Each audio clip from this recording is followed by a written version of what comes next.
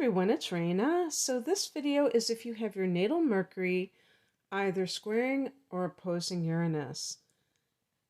And I want to give a website called astrofix.net a shout out because there are occasions when I have a hard time trying to find information about a specific aspect, and they seem to have all of them, but they do things a little bit differently. They just kind of like put keywords in paragraphs, and they don't say, okay, this is the conjunction, this is the, trine or square or whatnot. So I'm, you know, I'm saying this because I'm not quite sure, with the square and the opposition, which would be which. But it really, I think you can feel into it because with the square, it's more to me of kind of like a frustrating situation that the person has where they may feel like they're at an impasse and it's an obstacle in their life. And with the opposition, it can be to me more of a projection, especially when you're talking about an aspect that involves Mercury. I feel like projections are the name of the game because a person has an idea and they decide that it should be attributed to somebody else instead of seeing that it's coming from within themselves. So, we'll see how it goes. But looking at some of their ways of doing things. So because oppositions and squares are hard angles, I'm picking some of the attributes that seem more in alignment with something that is challenging. And for some reason, I assumed that each paragraph dealt with a different aspect, but I don't think that's quite right because there are challenging key phrases in each of these paragraphs. So just to kind of remind ourselves, Mercury is the planet that is all about the mind, especially I call it the mundane mind. They call it the rational mind.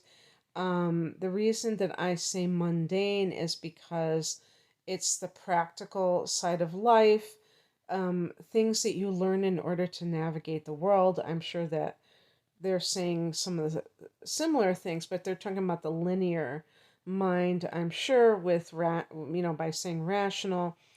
But Mercury is also about our communication, and they put down here speech, so that includes your vocalization, and I would like to think that singing is part of that too. Um, they put siblings here, I suppose, because of the third house connection, because Mercury rules Gemini, and part of that is third house and commerce. That's something that I don't often link to third house matters, but it's true. And so we could say like business. And so they mention the ability to connect ideas that you receive, because this is going to be, to me, that's part of intelligence, to connect the dots of different things that you receive and being able to put things together. So Uranus is a very erratic influence. It can be the word that is also used here is eccentric. And being eccentric, it's similar to erratic, but it can be in terms of the person's personality. There is an awakening influence with this planet. So you could say it's like a catalyst for higher consciousness. Freedom granting, independent. But I would say even more than just independent, I would say somebody who is a nonconformist, who doesn't want to be part of the crowd. This could be the rebel. They use the word revolutionary as well. They even say anarchist, which just means that, we could say like somebody who uh, is disdainful of laws. It doesn't mean that that person is lawless, but they don't want an outer imposition of some authority. So that's where the revolutionary and rebellious quality comes in. So, and they even use the word impersonal because, the sign that Uranus rules, which is Aquarius, is often thought of as friendly but aloof. So when you combine the two of these, you're talking about a person who communicates in a way that I would say is usually ahead of its time. Now, with the square and the opposition being hard angles, this is going to be like if I didn't see the word scientific, but I would certainly associate that with, yeah, well, they said the mad scientist, okay? And I would certainly associate Aquarius with the scientist or the inventor. But if you think about some of the scientists in past centuries who were persecuted for, saying things that went against, the fake news and science of the day, the fake information that was being disseminated, and they're saying, no, actually it's this, and they were persecuted for that. They weren't wrong, they were just ahead of their time, and everyone else was following convention. So, yeah, that's another word I would use, is unconventional. But with the square in opposition, this is going to create tension. The square is a form of tension. This could be creating issues with you and others if you have the one of the hard angles, because other people may not be on the same page with you or ready to accept what you believe. And the other thing too is that with the hard angle, the person may be deliberately trying to be rebellious through their communication ideas.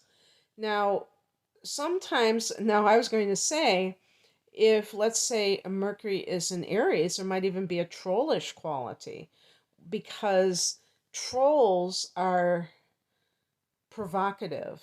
I don't know if you'd say agent provocateurs. They want to, you know, get somebody to react to their words. And in this case, the ideas that this individual will have will tend to be of a revolutionary mindset. But the and so I would say, especially as it pertains to, for instance, um, political ideas and ideals. And, you know, Uranus is very progressive, but because of the eccentric nature that is present and the influence, it can push people away that are conventional, that need to have this information, because the person is um, presenting it in a way that is very either it's too difficult for other people to understand. Um, they see it as bizarre. But there's some saying about like the conspiracy theorists of yesterday are the geniuses of today or something. I don't know. I think there's some saying like that.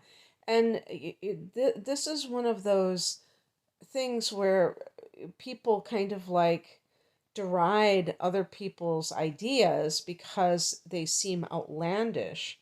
And then eventually, you know, they're ideas whose time has come and they're not so strange anymore. But because the person is so forward in their thinking, it can seem, insane to the average person. They mentioned harebrained schemes and the mad scientist. So, with the I'm not uh, doing this as a conjunction. I would say the inventor would be more of the conjunction, but the person who is coming up with things that when they say harebrained is that they really have very little chance of working out because they're not really, they're like impractical. um, they're not grounded, or something like that, which means that it would be very hard to make them work. This could be one of those hard angles, I would say, especially the square. um, you may have siblings who are somehow unusual. Maybe they are eccentric, maybe they are, maybe the way that you relate to them or the setup of the way that you live is strange in some way. Um, I could see, like, sometimes there are families where multiple children have autism. Autism, I think, is associated with Uranus. I don't know if I read that or I just assumed that myself. And we have to understand that there is a term called neurodivergence that they are using nowadays to talk about the spectrum of autism.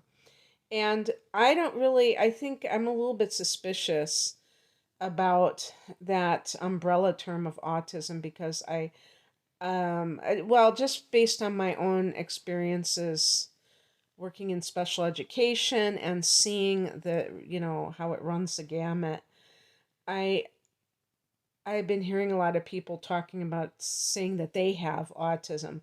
And a lot of these people that say it because they have certain symptoms that are consistent with autism. But the thing is that I feel that one thing that makes autism very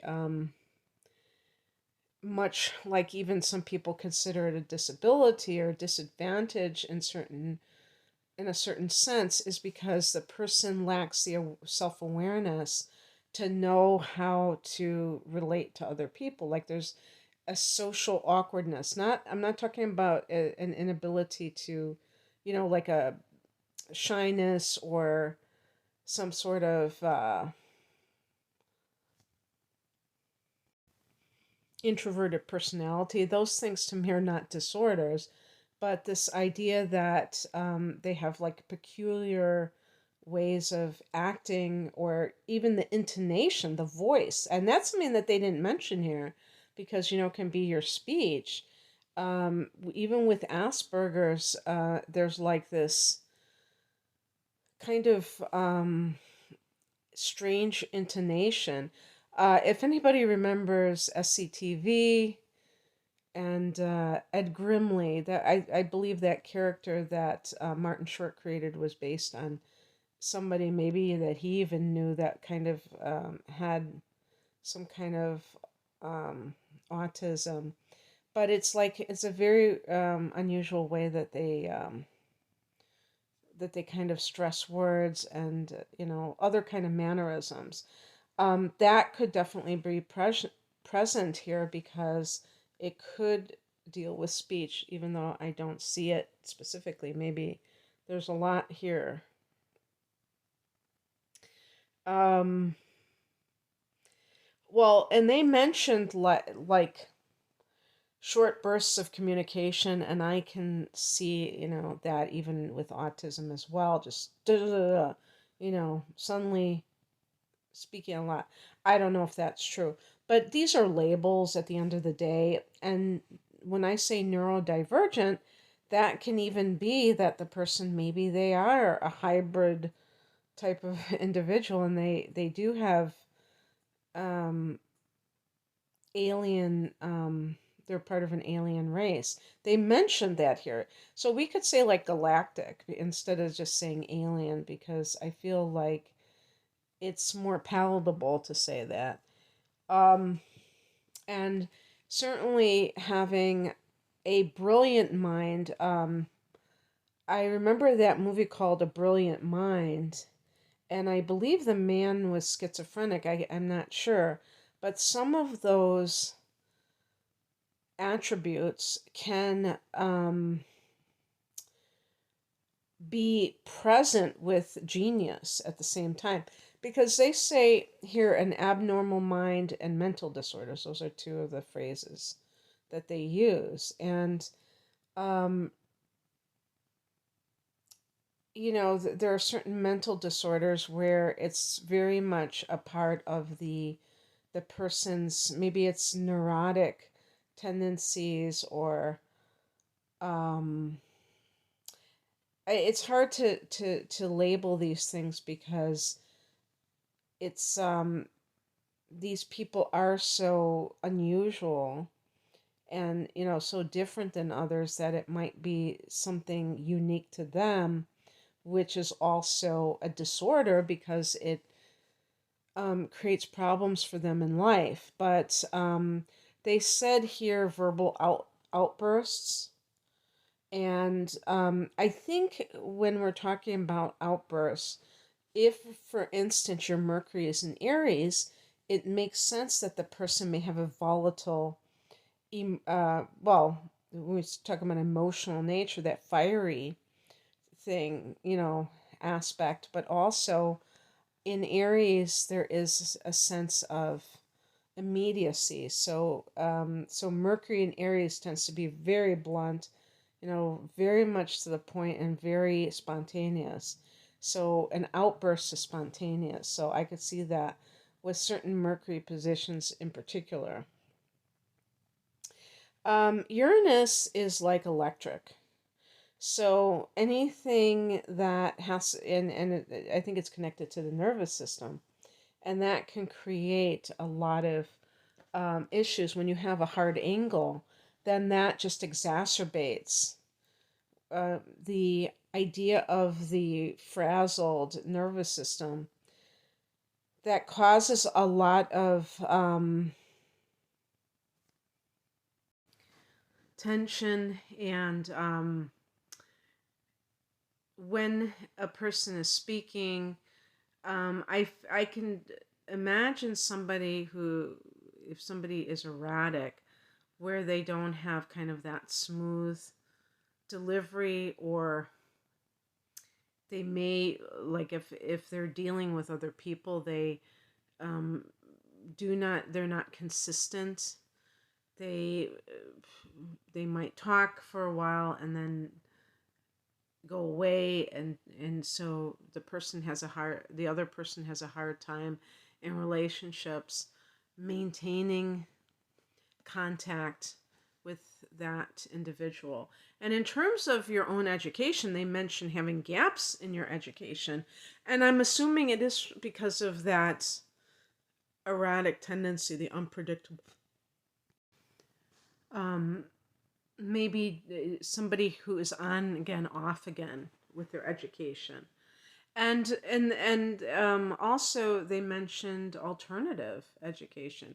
um I wouldn't, but I don't think that I'm not going to go too much into that, because I have a feeling that that's going to be more of a positive um aspect. um yeah, they said saying things for the purpose of, you know, alienating people. I'm rephrasing that. And I would say that would be the opposition in particular, that kind of rebellious quality to kind of push people away. I don't, I'm a little bit skeptical that people are doing that intentionally. I think a lot of times it's just the way that they are wired, and then that is causing it.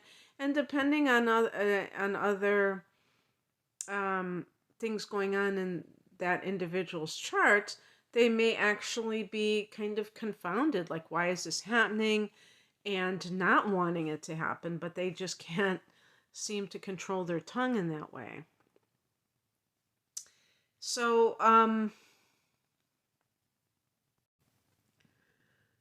basically, I would say that the person with the hard angles is viewed by others as being, crazy with the things that what their beliefs, with the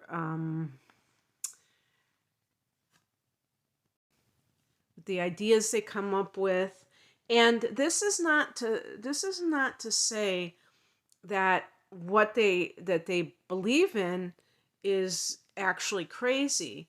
Especially with the opposition, it can be the reaction of others to these beliefs, because the opposition can involve relationships. However, ultimately, I feel like it can still indicate that the person um, is, their ideas might be something that could work, but maybe they need work, and it's kind of like a very it's kind of like when somebody creates an invention, they may still need to flesh it out, and whether or not they take that trouble is a different story. Some people, have a lot of great ideas, but that's as far as it goes. Um, and they mentioned ADD, ADHD, which is more including the physical, because it's like um, hyperactivity disorder, having a short attention span, maybe, yeah, scattered. That was one of the words that they used. So a person who um, jumps from one topic to another, which is kind of like the verbal ADD. When they're speaking to other people, they just start talking about something else all of a sudden. So there's a good chance that if you have one of these hard angles, you probably are more likely to learn in an alternative manner. And the public school system is really wired for conformity in the way that the person thinks. I mean, the way that a child learns. And that's not how life works. And, the generations that have been born in, I would say, like, especially the last 2 decades, they are in particular very different types of learning. And that's why there's been such a mass diagnosis of autism, because these children are not fitting that model, and so they are neurodivergent according to people who make those labels in the first place. And I believe that there is a spiritual component to that for sure, in terms of the person being psychic, because some of these words that are being used in this brainstorm are like about intuition. But I think that's more of the conjunction than it is for the hard angles, because, like, for instance, with the square, something may be blocking your ability to do that. And it may be that the mind itself kind of pushes back on the intuition from Uranus. And, maybe, for instance, if somebody has Mercury in Virgo and Uranus in Sagittarius, and I'm trying to think what generation that would be. Hopefully it's not too. Yeah, because no, forget that I said that, because we're only at well, no, Uranus is in Taurus. I don't know what year that would be, but anyway, it doesn't really matter. So let's say they have that kind of a square going on. The Mercury in Virgo is going to be very analytical and down to earth, because Virgo's an earth sign. And with the square to Uranus and Sag, the person may feel like they're prophetic. You know, they're having these like psychic hits, but they kind of get hung up in the analytical process that prevents it from flowing, you know. So anyway, it's a very interesting thing.